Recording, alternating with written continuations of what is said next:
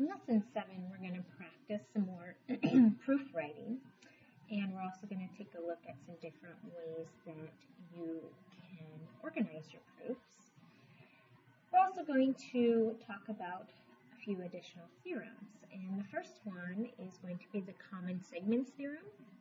The common segments theorem says that if we're given collinear points A, B, C, and D, and they're arranged as shown, that if AB is congruent to CD, then what is true? AB congruent to CD, we know they're congruent because of those little tick marks. I can actually say then that segment AC would have to be congruent to segment AD. If you compare A to C and then compare B to D, you can see that they both take into account B to C.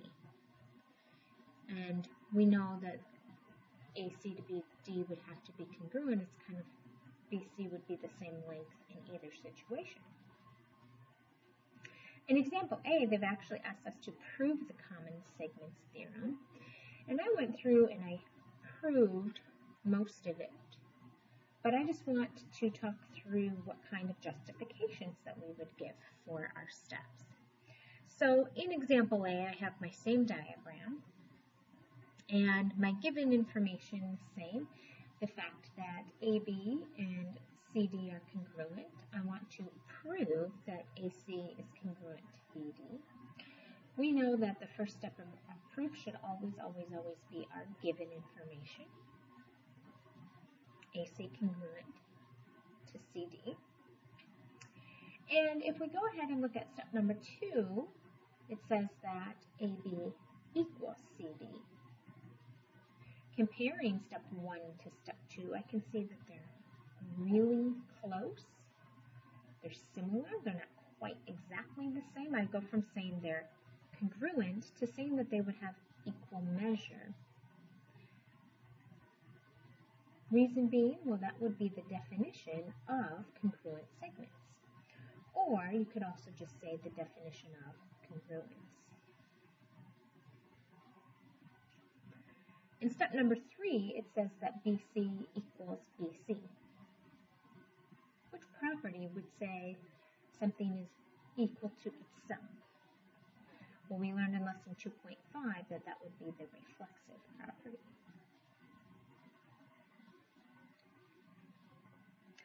Now, when I get to step 4, I can see that I'm doing some adding. AB plus BC equals CD plus BC. And sometimes with all those letters, it can get kind of confusing. So what I do like to do is sometimes I like to color code. I'm going to take my highlighters and just highlight. AB is going to be green for me. CD is going to be orange. And then BC is going to be yellow.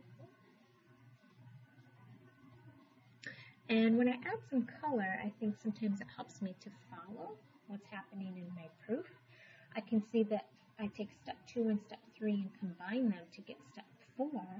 Well, what happens is we take our BC and we are actually adding it to both sides of my equation. And so that would be the addition property of equality.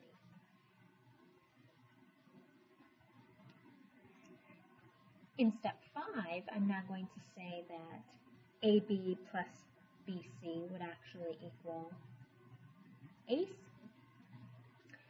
and that CD plus BC would equal BD.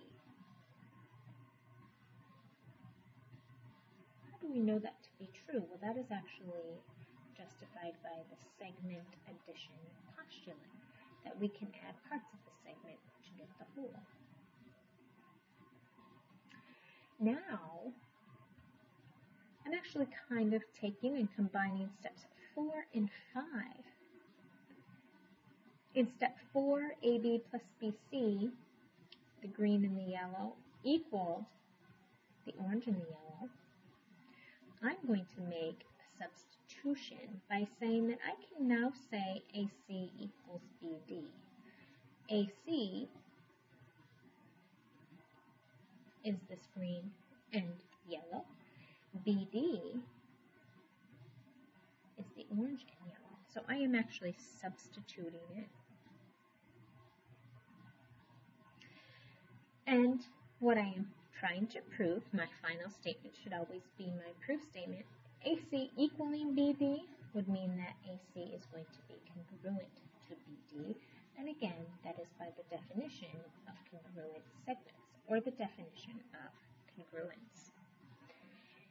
So we've just proven the common segments theorem. And if you look down below, this diagram is actually taking our two-column proof and putting it into a flowchart. So proofs don't have to be written in a column format. We could also design them in a flowchart. And just like you would read, when you look or design your flowchart, you want to either move left to right or from top to bottom so that things will make sense. And also when you're designing, you always put your statements or your steps inside the boxes, the ovals, the bubbles. So here, this is where my statement would go.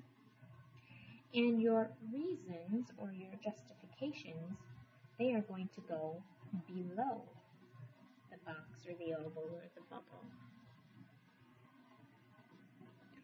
Now I'm not going to make you design any flowchart proofs from scratch, but if you flip your paper over, you're going to see that in example B, I did give you a flowchart proof. And I'm going to ask you to supply the reasons or the justifications for that flowchart. So our first step should be to read the givens and kind of process them. It says that angle 2 and angle 3 are complementary, and angle 1 is congruent to angle 3.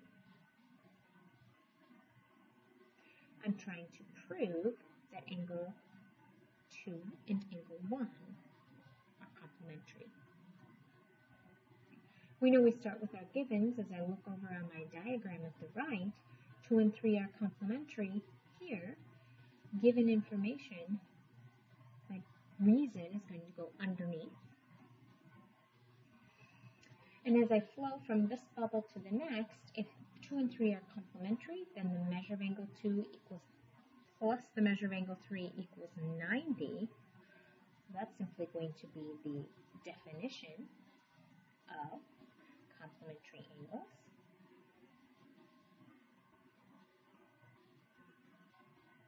Now before I come over and I give a reason for this bubble, I actually have to go to the top.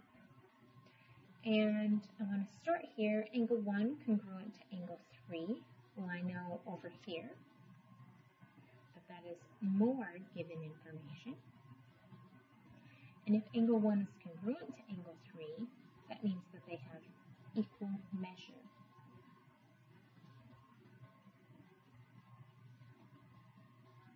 Meaning we are using the definition of congruence or definition of congruent angles.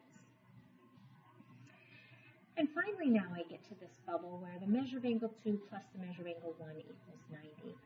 Sometimes kids look at this bubble and automatically they want to say the definition of complementary angles because they see that to 90. That is not the case. This bubble comes from the top and the side. They combine them together to get this statement. And what I see happens is I said 2 plus 3 was 90. Here I say 2 plus 1. I've actually made a substitution. Now if angle 2 plus angle 1 equal 90, does that prove they're complementary? Yes, it does. That would be the definition of complementary angles.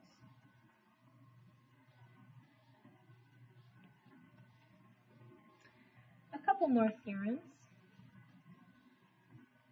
The vertical angles theorem, we've actually talked about this before. We just didn't put that title to it. We know if we look at the diagram below that vertical angles, well, angle 2 and angle 4 are vertical. What's true about angle 2 and angle 4? Well, they would be congruent. Likewise then, angle 1 and angle 3 would also be congruent. So vertical angles are always going to be congruent. We said before that if we were just given the angle measure of one of them, we could figure out the rest because, for example, if angle 3 was 70 degrees, angle 1 would have to be 70. But we could likewise figure out in either angle 4 or angle 2 because we have that straight line. And so we would know that that would have to be 110. So the vertical angle theorem says vertical angles are always congruent. Underneath that, it says if two congruent angles are supplementary, then two congruent angles supplementary. So if I had angle 1 plus angle 2 and they were supplementary, but I knew that angle 1 was congruent to angle 2, what would be true? Well, they would have to be right angles. They would have to each measure 90 degrees. So visually my picture would be like so.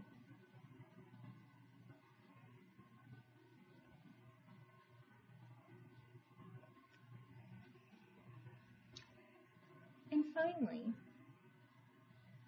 you can also present your proof in paragraph form. And what they have done in example C is taken the vertical angles theorem and they have proven it. If I was given that angle 1 and 3 were vertical, I'm trying to prove that they would be congruent, and here they have written that proof out in paragraph form. Now I'm not going to make you write a paragraph proof, but I do want you to be aware that they can be written in that fashion. If you take a look, typically they say they're a little less formal, and to me they're a little more difficult to follow because I can't just read them vertically down. But the first sentence says it is given that angle 1 and angle 3 are vertical angles. Typically they're going to put their reason first, followed by their statement, so the ordering can be a little bit different. Again, I'm not going to make you design a flowchart proof or write a paragraph proof from scratch, but I simply want you to be aware that they can be presented in this way. We are going to stick to working on our proofs in a 2-column format. And if you have more questions on those, you can definitely stop in